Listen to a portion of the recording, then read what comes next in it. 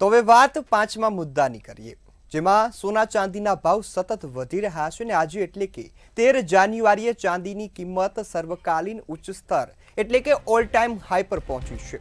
ત્યારે India Boolean and jewellers એસોસિએશનના જણાવ્યા મુજબ 1 કિલો ચાંદીની કિંમત 6,566 રૂપિયા વધી છે અને 2,62,742 રૂપિયા થઈ ગઈ છે। ત્યારે ગઈકાલે જ આ ભાવમાં 2,57,283 રૂપિયા હતા, એટલે કે બે જ દિવસમાં ચાંદીના ભાવમાં લગભગ 20,000 રૂપિયા જેટલો વધારો થયો છે। ચાંદીમાં તેજીના મુખ્ય કારણોમાં ઉદ્યોગોમાં વધતી માંગ, વૈશ્વિક પુરવઠામાં ઘટાડો અને રોકાણકારોનો સોનામાં વળતર માટે વધેલો ઉત્સાહ સામેલ છે। સોનામાં સાથે ચાંદીમાં પણ ડોલરની નબળાઈ, વૈશ્વિક રાજકીય તણાવ અને રિઝર્વ બેંકની ખરીદીનો પણ ભાવ પર અસર પડી રહ્યો છે। ઔદ્યોગિક ઉપયોગમાં સોલાર પેનલ, ઇલેક્ટ્રોનિક્સ, ઈવીમાં પણ જે વધારો થયો છે, સપ્લાય અને સાથે સાથે જે પણ જીઓપોલિટિક્સની ટેન્શન છે તેના કારણે પણ આ વધારો થઈ રહ્યો છે। ત્યારે નિષ્ણાંત માને છે કે હજુ પણ આગામી સમયમાં ભાવમાં સતત વધારો થવાનો છે અને જેને લઈ લોકો ખાસ ટેન્શનમાં જોવા મળ્યા છે।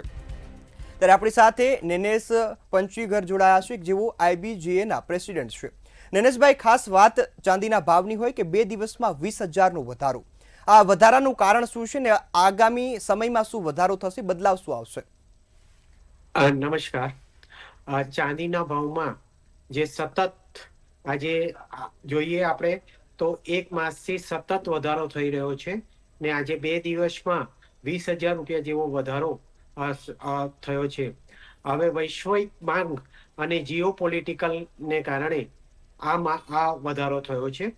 અત્યારે જોઈએ તો જે ચાંદીનો ભાવ વધી રહ્યો છે એમાં નિષ્ણાંતોનું પણ માનવું છે કે ચાંદી હજી વધી શકે છે અને સોનું પણ હજી આનાથી પણ વધી શકે છે અને સોનું જો જોઈએ તો $5,000ની આજુબાજુ જઈ શકે છે અને ચાંદી $100ની આજુબાજુ જઈ શકે છે।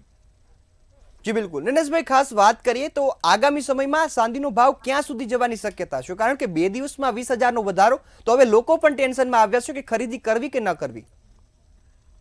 બિલકુલ, અત્યારે જે ચાંદીનો ભાવ જે સતત વધી રહ્યો છે તેમાં અત્યારે જે જીઓપોલિટિકલને કારણે અને આપણે જોઈએ તો વૈશ્વિક માંગને કારણે આજે ઇન્ડસ્ટ્રીયલ યુઝ પણ ચાંદીનો વધી ગયો છે અને ઇન્વેસ્ટર, આજે લોકલ ઇન્વેસ્ટર કે જે લોકલ પબ્લિક છે તે પણ આજે પોતાની ફિક્સ ડિપોઝિટ તોડીને પણ આજે ઇન્વેસ્ટ ચાંદી અને સોનામાં કરી રહ્યું છે।